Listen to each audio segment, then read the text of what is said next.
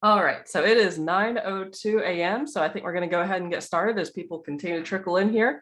Good morning, everybody, and welcome to the Bureau Seminar Series. Today is February 11th, and today our speaker is going to be Swapan Sahoo from Equinor, who's going to be giving a talk on his work on geochemistry and critical minerals and a bunch of other stuff. So just as a reminder to all of you guys, if you could please hold your questions until the end. This talk will be 40 minutes long and we'll have plenty of time for questions afterwards. And for those of you who won't make it through all the way till the end, just a reminder that next week's speaker will be Brandon Schwartz, who will be giving a talk on hydrogen storage and salt caverns. So let's get into about Swapan. He is a geologist by training, and he has gained interest and experience in multiple aspects of it, starting from a structural geologist to an integrated petroleum systems analyst, and integration and problem solving are a passion for him. Furthermore, Swapan has a strong background in black shales, carbonates, and trace metal biogeochemistry. He's worked in multiple onshore and offshore basins globally in China, Namibia, Zambia, India, USA, Norway, etc. And his strengths include basin models, sequence stratigraphy, source rock geochemistry, both inorganic and organic, structural mapping, and more recently with metal exploration. So my motivation is his motivation is underpinned by a desire to continue to leverage his background and expand his experience by working in different basins globally, further strengthening his integrating skills, both technically in terms of knowledge and intellectually in terms of experience to make the right decisions for the future. Career-wise, he worked for BP after his PhD, and now he's a principal geologist at Equinor. And most recently, he spent a year and a half with Cobalt Metals to understand the metal and mining business in the realm of energy transition. All right, so Swapan, if you'd like to share your screen, you're welcome to take it away. And I apologize to everybody else who could hear my printer going in the background.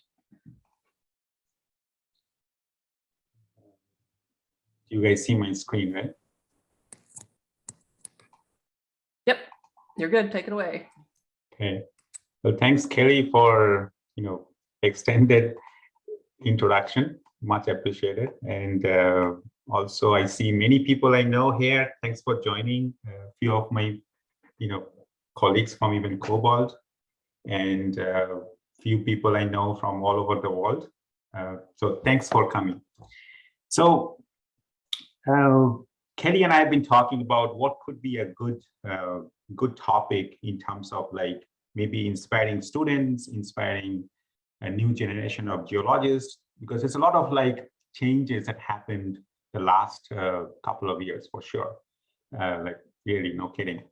But so my real motivation starts from, even if you think about geology or anything, energy transition, whatever, I come from a place where electricity came in 2004, like seriously. And I came to US in 2004, and that December, there was power in that village. But today, in October, like when I went back in October in India, there is, Wi-Fi in the house. So, in 10, 15 years, this is like remarkable transitions, even finest corners of the world. And it's a good way, right? It's people are trying to, know the knowledge, try to know the whole world. It's very universal all together, but that leads you to this crisis mode, right? But at the same time, the motivation is also like, what are we really doing in terms of like thinking? And this is a picture, it's probably on my Facebook for 10 years. One of my friends shared with me, and I really asked myself, like, I see pictures of like people pushing whales and turtles back to the ocean. What if they're actually trying to get out of the ocean? Maybe this little guy, right here at the bottom is just fine. So small ideas could actually be good ideas, not always look at the big ideas to work, but maybe small things or small ideas, small little nitty-gritty things make up to a big, successful stories, right? It's kind of like my motivation all throughout probably my life in general. With that, the motivation is also that so much, if I open LinkedIn, so much of this carbon capture, carbon's global climate change, of course, it's very, very important. So it's a solution, right? If you ask me, the solution is plant trees. Replace this small, CO2 with trees. That's very simple, easier said than done. But how many people will go and buy a land in Africa to plant trees? It's very not likely solution. Very thought-provoking, very climate-driven, etc. But the talk is not about climate change. The talk is about what are we really doing? What do we understand to really maintain this kind of like climate or use alternative energies, everything. But to me, the trees or CO2 for that matter is the fundamentals of what we have been doing or the earth in general is doing for decades, billions of years, right? So when I was in 5th grade or 6th grade, we all were, we know this equation of photosynthesis and respiration, very simple. Yet, a couple of decades later, I still deal with this equation almost every day. So we take CO2 from the atmosphere with water, with some, photosynthesis and create CH2O and oxygen, right? Very simple. So CH2 is nothing but organics. An apple is CH2O, a sugar, any organic material is CH2O. But if we do the reverse equation, at a very moment, every oxygen is utilizing that CH2O to create back CO2. So the more we do that, we are creating more and more CO2 rather than creating more and more oxygen. And this is happening, for last 4 billion years. But the idea is not how could we track this, right? The idea is not that we could really are counting for CO2, we are counting for organic material. So every organic material we could, bury or put it in the ground, the same mole of O2 is released. And I'll come to you slowly see why I'm focusing so much on this. So oxygen is, of course, a need for us to survive. CO2 is a need to get rid of it. But oxygen is the need to even live for it. We cannot even live a second without oxygen. So to track the history of oxygen is very important. And we could track that by looking into these organic rich shales, right? Okay, so how did oxygen really evolve over the last 4 billion years? Very low. Then we had this thing called Great Oxidation Event. And then towards the late Proterozoic or Ediacaran, we had these 2 major glacial events called snowball Earth. And after that, we assume that in the Phanerozoic, we pretty much reached the present day level. Of course, there is ups and downs, not going into the details of it. But if you ask from a very biogeochemical perspective, that, well, earlier in the Paleoproterozoic, there was only stromatolites. A lot of us work on stromatolites. Then there was algae or not algae, sorry, corals, very, very, early cells of corals. And then we got embryos of animals or acritarchs and things like that. And then, of course, in the Phanerozoic, we have trilobites and you name it, us, dinosaurs, all of it. But the ocean was fundamentally very, very iron rich until almost 1.8 billion years ago. And after that, because of this rise of a little bit of oxygen, sulfur comes to play into the ocean, and there is no more banded iron formation. It's a very weird phenomenon in Earth's history, right? But the ocean became very sulfidic. And then there's conflicting ideas okay, not so sulfidic, etc., etc. But what people have noticed, though, that the metals is actually tracking this kind of phenomenon for the last 4 billion years. Only in the Phanerozoic, when we neither have iron-rich ocean nor sulfur-rich ocean, we are seeing a ton of metals in the Phanerozoic. So how does the carbon look like? The carbon is very crazy in the early beginning. Then there's a flat time, it's called boring billion.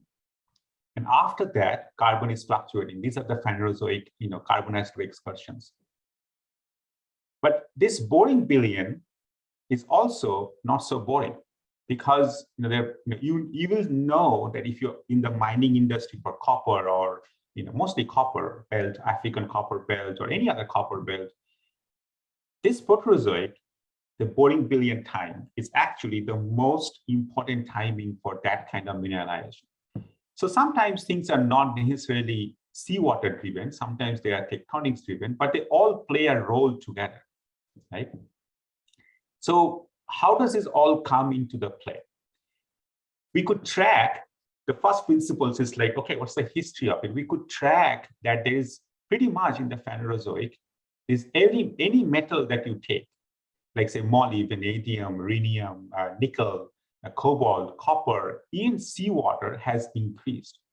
And the reason for that increase is basically the increase of O2, which helps to do weathering and brings in more metals into the ocean. So the main source into the ocean is river influx. And the river influx will be high if the oxygen is high, right? Because you are weathering more. And we also see that in sulfurs and everything. But one thing to take away from this slide is, in the almost entire Proterozoic, we had no trace metals because we didn't have any oxygen. So even if you are looking for metals into rock formations, besides metamorphic or igneous rocks, in sedimentary rocks, to look into metals into sedimentary rocks is very tricky because trace metals was not there. So it's almost like the a refrigerator analogy. If you don't have food, what are you going to eat? You have to have the food in the fridge, right? Otherwise you cannot eat anything. But in the Phanerozoic, you see phosphorus are one of the major nutrients, and our building body structures becomes limited. So today we are still looking for phosphorus, but we are not really in the seawater, not really limited by trace metals. So this interplay of when was what nutrient dominant, or which metal was dominant in the ocean, kind of drives what can we get in the sediments over geological time, right? That's one. Two is, how do we track them? And the first, I don't know the name of, I'm forgetting the name, but present is a key to the past, right? So enormous amount of work has been done for last 2-3 decades, that they have been looking into present day anoxic basins and trying to build a proxy. And this is a little bit older slide from myself, and so much has been done since.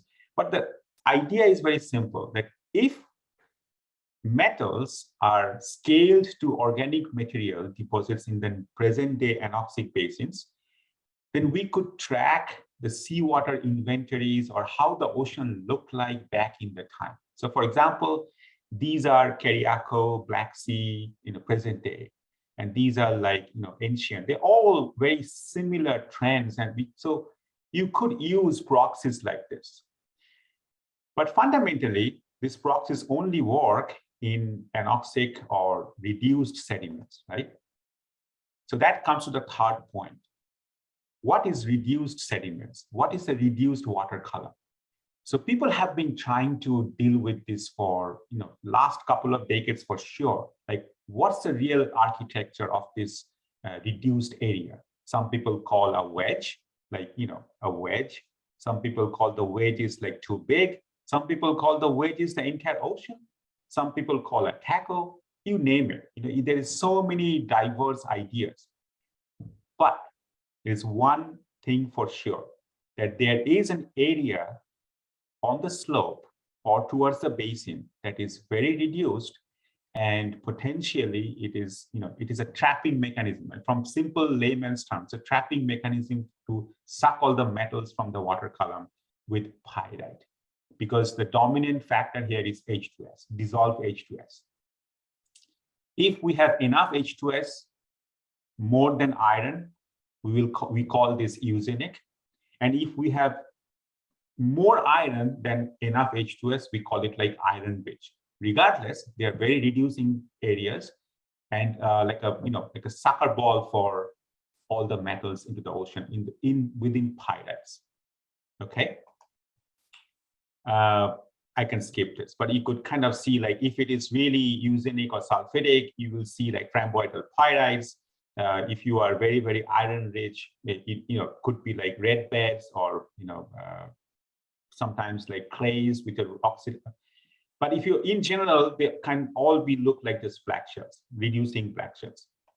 Okay, so if we kind of like like take it an example from Proterozoic, how does this kind of things play a role? Are they dynamic?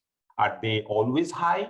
Or all they come and go, like rise and fall, or fluctuating due to oxygenation, fluctuating due to this wedge being up and down? Let's see an example. This is like you could see these metals, really, really high, then decline, then high, then decline, then high, then decline. So is uranium, so is vanadium. Vanadium goes into like 2.8%. And you could have anoxic, you could have reducing sediments. So people have been working on these kind of things more heavily and trying to understand the dynamics or stratified ocean or fluctuations of oxic and anoxic waters. But end of the day, we are actually tracking what? Metals, right? We look into the metals into reducing sediments and come up with an idea how the ocean looked like. So all these years, the idea is to how the ocean looked like. But we could now start to think about, okay, we might understand how the ocean looked like. How does the metal really get enriched? And what part of the basin could be enriched, right? So let's look into a different example, a Devonian example from US. And Devonian is kind of, very interesting. And in the US, actually, and many parts of the world, we have so many plays for Devonian, Appalachian, then Woodford, Bakken, and Devonian almost have 8 to 10% of the global source rock or oil and gas, supplier, Devonian itself. And within US, you have Bakken, Exxon is Canada, but so many like throughout this late Devonian, early Mississippian time period. So Bakken, we used to have Bakken asset, and I have been working with Toti from BG on the Bakken assets. So it's a simplified strat column, the basin. I'm not going to dwell with this too much, but let's just look at this lower Bakken unit, which is here. We try to link this with this Hengenberg mass extinction. So it's kind of an important time period. But how does a metal look like? So we could plot stratigraphically metals, everything, but we took a different approach and grid them for 17 wells and almost 2,500 data points across a dip line in the basin, right? Then you start to see that, okay, if this is 200 to 300 kilometers wide, and maybe a Epieric Sea or epicontinental seaway, you're starting to see that the deepest part of the ocean might have not been enriched at all in metals. Whereas if you go to the shallower portions where nutrients are coming in, terrestrial river influxes are coming in, there's high source of metals. And particularly in this basin, on the western side is the antler orogeny. So, sometimes vanadium is much higher if it's an island arc system. So you could start to see that vanadium is like, magnitude higher. I didn't put the scale beyond 2000, but these values goes to until 7,000 ppm. So it's a source, and once it's all lapping into the shallow waters, the magnitudes becomes higher because it's very restricted. It could be, very low environment of very quick sedimentation rates, whatever. But we see this variability.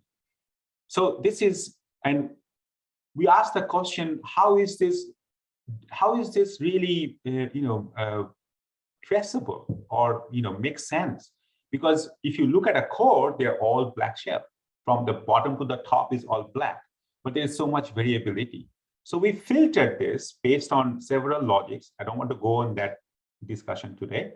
And so we filtered them by concretions, density, gamma ray, resistivity, all of that in a decision tree. And we filtered there are 3 units. And each unit is driven by eustatic sea level rise. So the first unit is basically related with this small mini extinction called annulata event. The basin did not flood much. And the metals, moly and vanadium, is actually, moly is still high, but vanadium is relatively low. Then you flood the basin a little bit more. You could see once you flood the basin more, the metals rises. And the last event, which is the Hengenberg, you flood the entire basin. It's like hot red. I put it hot red for the the most intensified portion of the basin. And we saw that in the previous figure, the uppermost portion was really, really high. So then an exploration mindset comes like, so next time I see a shale, doesn't mean the entire shale has the same value. There is variability, and comes to the discussions that all shales are not equal. Forget all shales. The same shale is not equal, right? You need to really understand how these are deposited. Where was it deposited? Which portions really have high metals? Which portions have no metal? I mean, no metals means like crustal value metals. So these understandings can help us not only just to think about metals to mine it, but just to understand paleoceanography, think it differently in terms of like sea level changes, eustatic rises, global events. So it makes a story more compelling and more comprehensive, in my opinion. But what about other areas, other parts of the world? So that's sparking, right? But look, this is late Jurassic. I just removed the name of some formations for confidential purposes. Some of you can just easily recognize it. This is Fresnel Feminian, which is Devonian. It has a high spike of metals and TOC. This is late Jurassic Tithonian source rock with high metals and TOC. So if I draw a line of like, you could see all of them has this really sulfidic, from other proxies, we know this is very sulfidic, very high metals, high TOC. So it comes down to that question in the beginning, that what is sulfidic? What controls it? So it's a reductant, right? It's a reductant, pyrite. So are we really tracking, metals? And are they really the true signal, or who is actually taking all these metals into the shales, right? So the best answer, or the simplest answer, is pyrite. So let's look at it, pyrite, right? So these are not the best pictures, but some of the pictures that I have from the same samples. I'm sure some of you have like phenomenally good pictures. So what we did is like we took some backscatters and then microprobe. We look into these individual rhomboidal grains and the matrix. So here we go. Look at those numbers. So this rhomboidal pyrite, the moly is 5,500 ppm. This is 6885, 60, basically almost 6,000 ppm of moly within the pyrites, but maybe 10 or 20 ppm in the shales. But the pyrite is only say 2 to 3% in the rock. So you do like a calculation. It comes to around 200 ppm in the whole rock. But if you split the hair, the rhomboids actually has a ton of pyrite. They are the real, M&Ms, in my opinion, sucking up all the sugar, in this case, sucking up all the metals into the, hemipelagic clay or black shells, wherever, right? Okay. So then people, great piece of works by, Swanner and then Lawrence, and they have said, okay, then if we track pyrites of sample through, geological history, we should be seeing a very similar trend that I showed before with rises and falls of metals with seawater, but actually in the pyrites. And it does hold true very well. Like the overall shells versus the pyrite values shows very well. This is just a example of cobalt and copper, cobalt by ratios of titanium. But here is a little bit of like thought-provoking things. When they look at all of this, Large did this in 2014, you could see that nickel and cobalt are kind of related with large igneous provinces, or the intensity of large igneous provinces. Or in terms of intensity, I mean like the number of large igneous provinces through geological time. Somewhat related. So let's just slowly switch gears to like, okay, so maybe they are a source of some brines or fluids or hydrothermal fluids in the rocks or ocean water, like like chimneys today. I would strongly recommend, if anybody who is enthusiastic enough, that go and read this paper. Really impressive in my opinion. A ton of compilation and references to understand different things, like even from strontium isotope, distribution of eclogites over time, or distribution of carbon isotopes over time, and in conjunction with tectonic cycles, right? Rodinia, where did that break up? How did that matter in terms of like zircon distributions, or fossil diversity curves, or genera indexes, things like that. And they're all geological events. How they are related, some of them are not, and some of them are really, really tied with volcanic and tectonic events. Nothing to do with CO2, nothing to do with oxygen, right? But you understand CO2, oxygen is playing the same role here, because the more you do tectonic activities, you are weathering more, you're using up CO2, you might cool down. If you have so much black shell deposited, you actually did carbon capture, right? That's the Earth is doing carbon capture since the day one by creating black shells, because you took CO2 from the atmosphere and made a black shell. Okay, so tectonics, but do you understand that all of this, we can come back and ask the question that the real question is, what's my reductant? It's still, regardless you do metamorphic rock or a SEDEX deposit or sedimentary hosted deposit, etc., you need a reductant, be that H2S or some kind of organic material to actually sequestrate all these metals. So go and find those reductants. So here is my little bit of transition to thinking about metals and igneous activity and basins and everything. So on the right, you have all the global source rock, most prolific source rock basins. This is public domain, so nothing confidential for that one. But you could also see there's igneous activity maps throughout the world. So there could be just a causal relation that some of these igneous activities can be fueling for metals or brines or some kind of like hydrothermal fluids within a very reducing black shell layer, which already have the H2S, right? Okay, think about it. But also I will recommend that this is a really thought-provoking paper which came out last year. Actually, Wilson, you shared this with me, and really fantastic, fantastic in my opinion. But the luxury is that some of us in this, in this meeting, be that in the industry, be that in the research institute, we have gravity, we have like sedimentary packages. So it's very ideal for me to go and say, like, test these ideas, like where can I see sedimentary hosted deposit based on the crustal thicknesses. So one of the suggestions from this paper was, if the thicknesses is less than say 170 or 200 kilometers, there could be potentials for crustal thinning and fluids migrating within anoxic shells to have sedimentary hosted deposits. Just saying, like, think about these kind of ideas which are fairly new but absolutely chase for.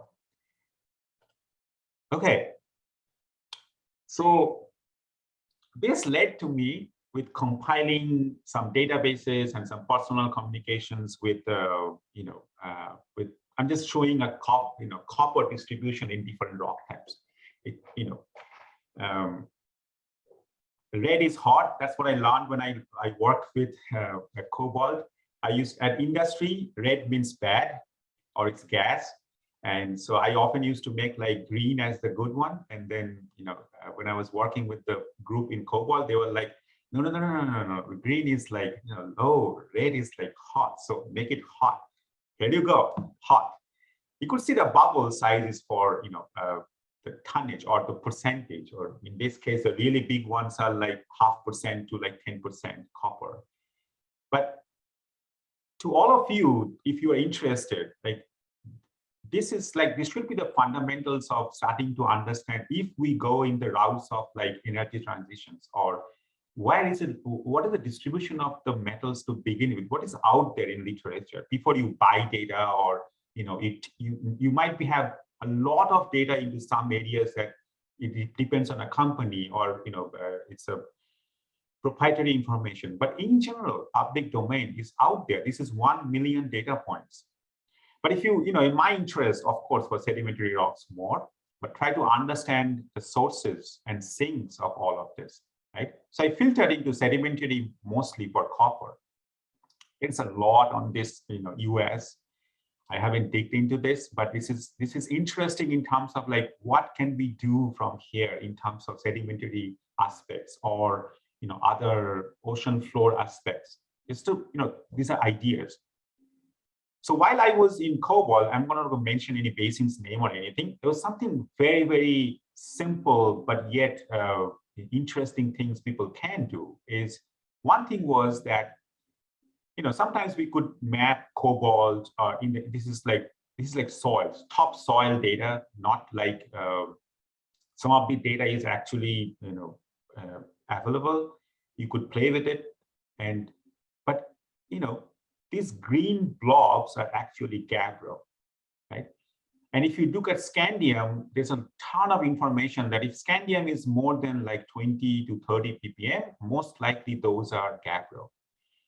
So I don't need a lot of data science to tell me, but this is just like, a geologist looking into data and looking into a map and saying like, this looks pretty damn good to me. Like where I am having red, like more than 25, 30 ppm of scandium, gabbro has scandium. So this could be potentially, a rock, which is the surface soil could be high in, the rock could be gabbro. So lithological understandings, right? And the nickel should be high there too. It's just, a teaser for that matter. And I was trying to use some specific tools from Equinor with, understanding like, say, okay, these are the geomorphological aspects of metals in groundwater or surface water or streams. Has this really happened? Now we have moved from ocean to land, right? Surface water flows, and it does happen. So it's a 3D view of the same maps to the right. And the top one is copper being, on the surface, and cobalt is on the valleys. And you could clearly see this is a channel coming down, and cobalt is more in those channels where there is copper on the hill. So this kind of like, where are these metals? If we want to target subsurface, what are the ideas out there? What are the thinkings we can do from already data or things that we already have, right? But again, you have to also understand the sources and sinks. What are we eroding from? And what can be used in terms of like redox chemistry. So in terms of redox chemistry, I did a simple iron aluminum ratio where it could be more red means it's more reduced. So things are more reduced on the hills, and the valleys are more oxidized because of the fresh water leaching in. Very simple things, but you could start to join dots that we learn from the ocean and maybe start to apply on land. And maybe some of them works. It's not like throwing spaghetti on the wall if it works, but have some basic knowledge that this could work. So let me give it a shot. So all the audience out there, like any data you have, just try to think about all these small things that might work. Remember that small little probably alligator made it to the land and it's still surviving, but the whale is still in the ocean. So it's just like small ideas can lead to big ones, right? And I can skip. You can also think about salt tectonics. Okay, so I've talked about all of these global trends of copper, cobalt. I'm not going to talk about lithium today, some other day. But you could see there are sampling biases. These are all Shales data, by the way. This is not like hard rock. It's all Shales data, and which is, you know, I published a paper back in 2012 with a lot of metal data together, but many papers has been, you know, published since then. But lithium problem is that people didn't think about compiling lithium before, and so the data is scarce. Some laboratories, ICP analysis, the internal standard is lithium, so it's not been reported. But yet there is data out there. Maybe some other day.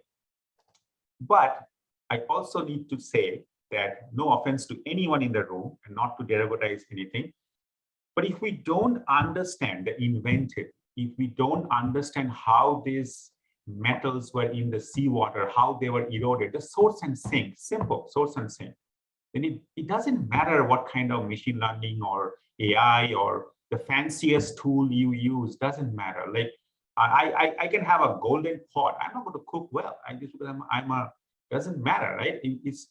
It will be garbage in, garbage out.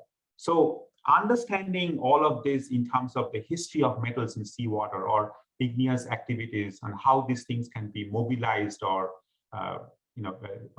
released from source rocks or rocks to brine. This is such an important aspect today that for the transition that we are going through, it makes it an very important discussion. So, but in terms of AI or anything, sometimes I ask the question, what are we really trying to do? Doesn't matter, it's a mining industry or whatever, right?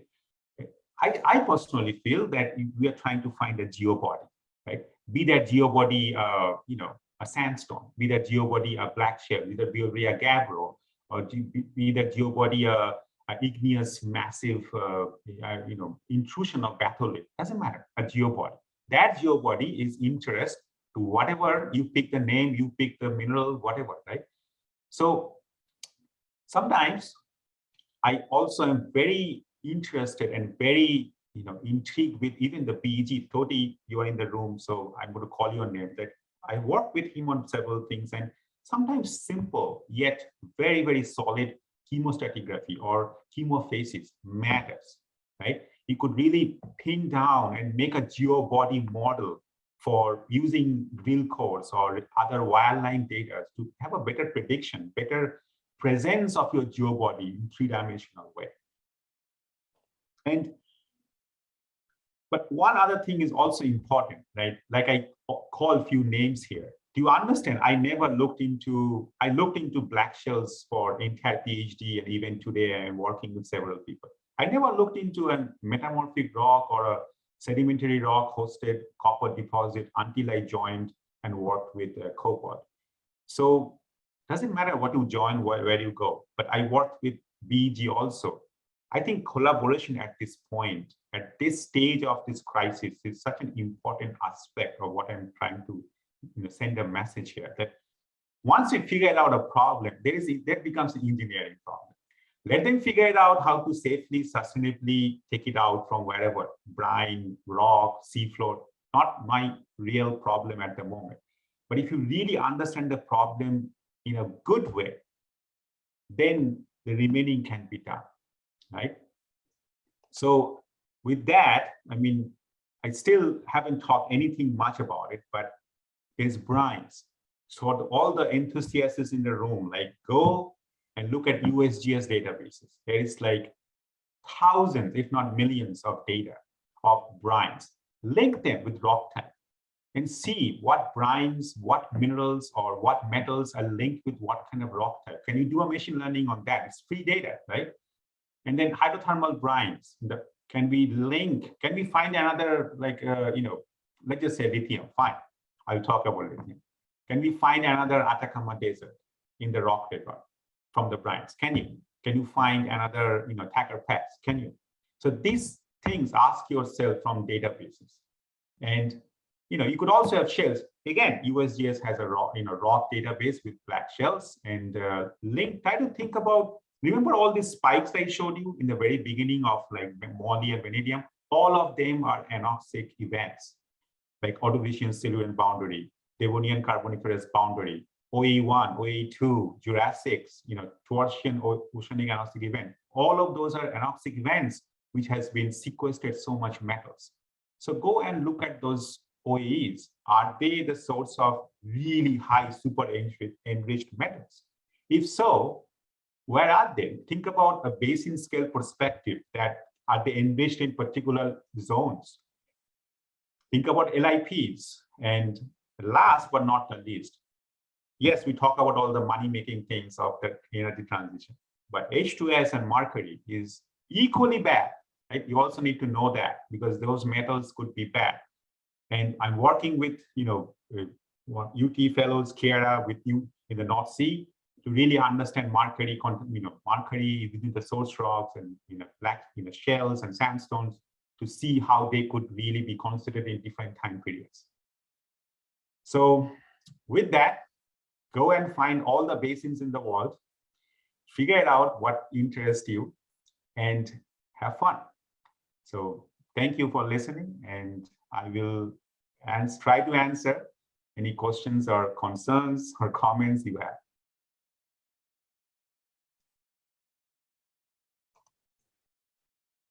Hey, Swapan. Thanks for a great talk. And that was covering a lot of ground there. So I'm sure there's a lot of different questions from a lot of different areas. If anybody would like to unmute to ask their question, or if you want to type it in the chat box for me to read it out, please feel free.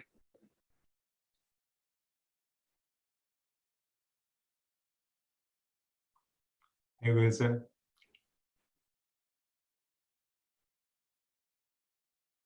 Wait, what did he Hey, Swapan. Hey. It's Mark Schuster. I really enjoyed the talk, kind of broad and far-reaching.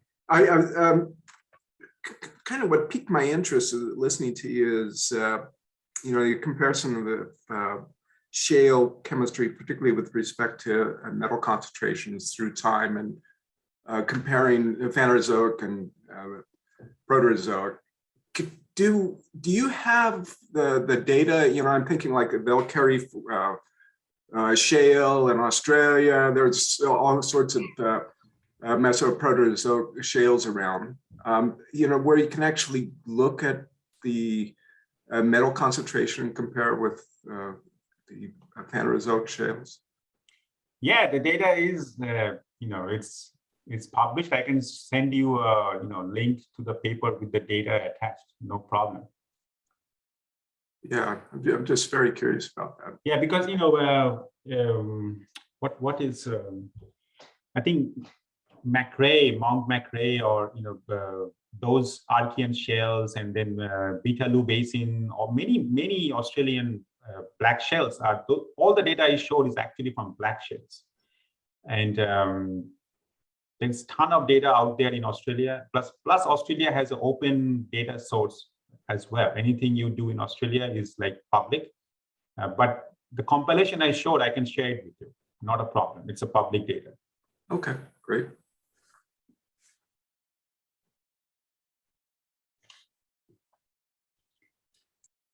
Tony had a question in chat. I'm going to assume that his mic still isn't working, maybe.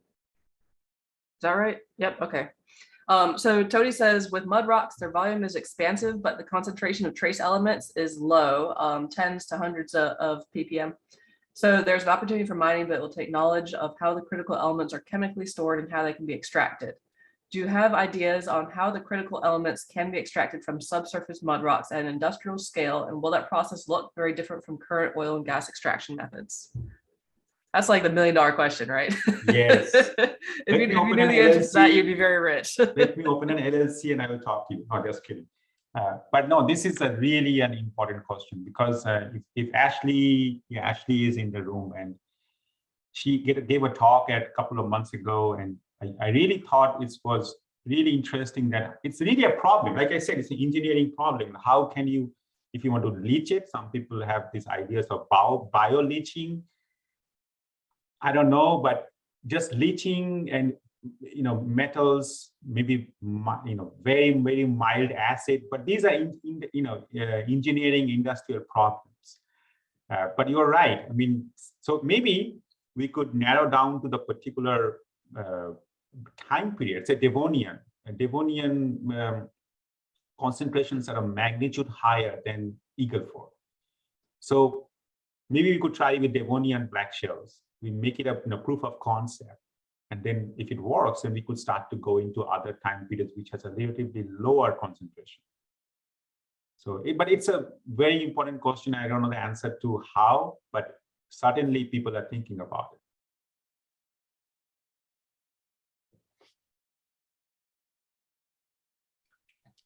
I'm not seeing any follow-up question from him. So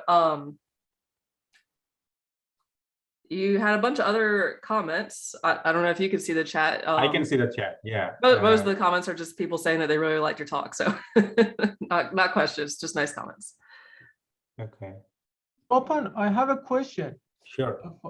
So following up with Toti's question, what is the critical concentration of, for example, cobalt at the current state of technology to economically produce it from the ores with the current accessible technology? For example, from the marine areas, I've heard that they are producing trying to produce cobalt from the marine areas in the ocean. I don't know the exact number for this, but I'm sure USGS has a whole, or there are many. You just Google it, you will see like the economic cutoffs. I really don't know economic numbers for any of this, to be honest. Okay, thank you. Jaita asked, here we go. You looked at molybdenum and vanadium to create heat maps. Do you have plans to look at other metals in your future studies, and what should they be? Zinc. Zinc follows remarkably well with this. Nickel follows very well with that. The same way, but I just showed two of you. And, you could also look into strontium barium in terms of linking salinity with it and to see basin scale, salinity proxies and how metals are variable with salinity. But mostly in terms of redox chemistry, these four really works. If you have rhenium data, ICP analysis will give you rhenium, but not XRF. But you understand the beauty of having XRF is like a lot of data. Not ICP cannot do that. We have to spend a lot of money on it. But that kind of workflow works very well with any redox sensitive metals.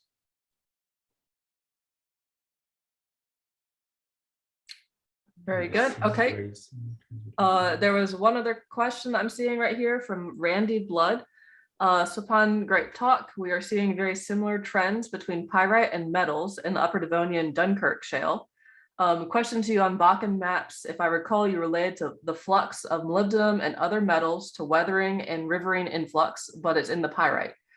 Usually the pyrite is most abundant under low influx conditions because the influx brings in oxygen. Do you think the Bakken was similar to the margins of the Black Sea, high classic influx, even though the basin is still anoxic?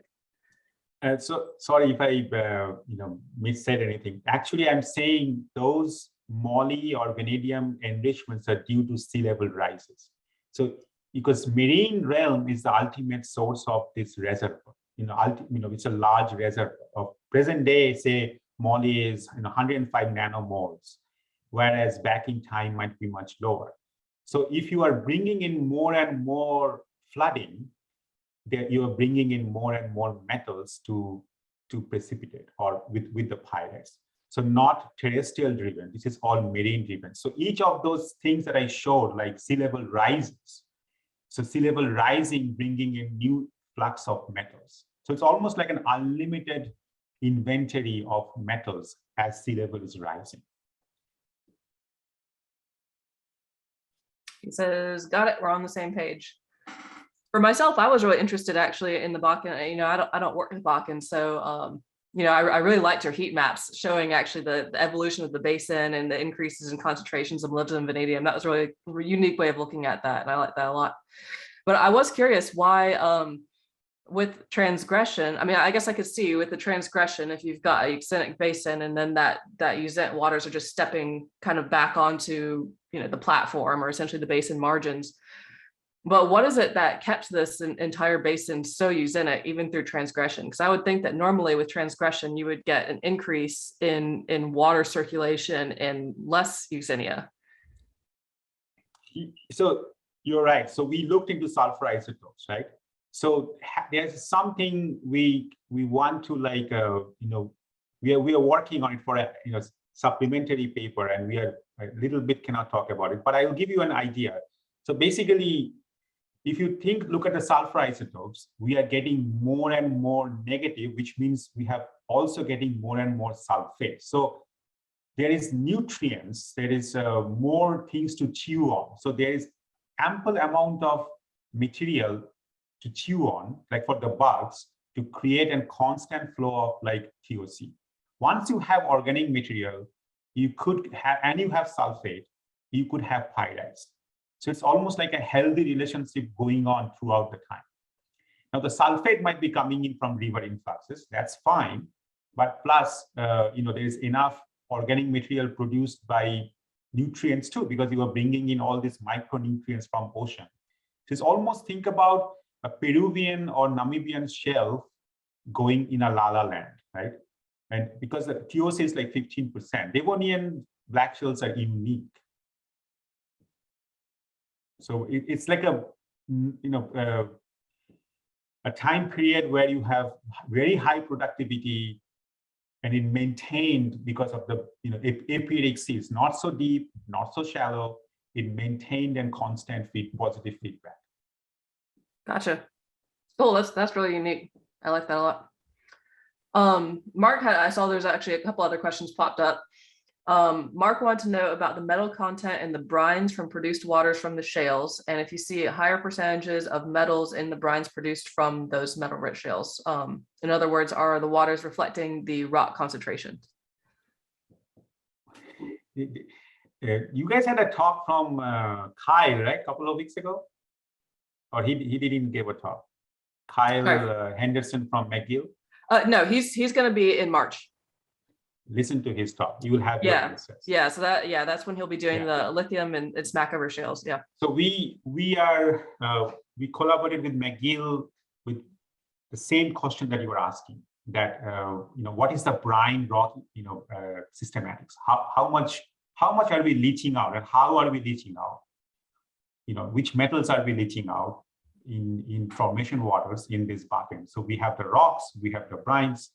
What story they are telling from each other. So I will wait for him to talk about it. Very good.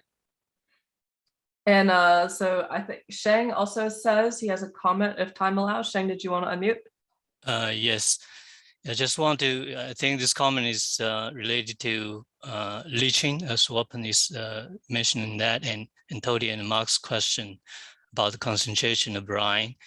I think because leaching is a common method. It's just like a solution extraction.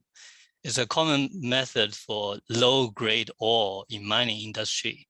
So very low concentration still can extract some metal using the leaching, using some specific solution. So for this sense, I mean, in shale, it's more like EOR. Like water-based EOR, like this process to me. The brine, the metal concentration in brine can be very low because, I mean, based on the concentration in the shale, right? But if we have some specific solution, the concentration can be higher. So that can be the basic idea. That's just my guess, my imagination. Intrigued by this talk. So it's more like a water-based EOR. So this like the process, you need to inject something into the shale and then, flow back. So yeah, that's, a lot of things can be done. It sounds very interesting to me. It's like a new idea. Sure. Yeah, thanks. Okay, well, I think we are about we're about running out of time. But Swapan, again, I want to thank you so much for giving us that really great talk. I liked how you covered a lot of ground in there. And I'm excited for us to meet up in March and talk more about this more in depth and see what kind of projects we can get rolling. Thanks for inviting. Yes, of course. Of course. And to everybody else who's still on, please join us next week for our speaker, Brandon Schwartz, who will be giving a talk on hydrogen storage and salt caverns. Until then, thanks, everybody. Thank you.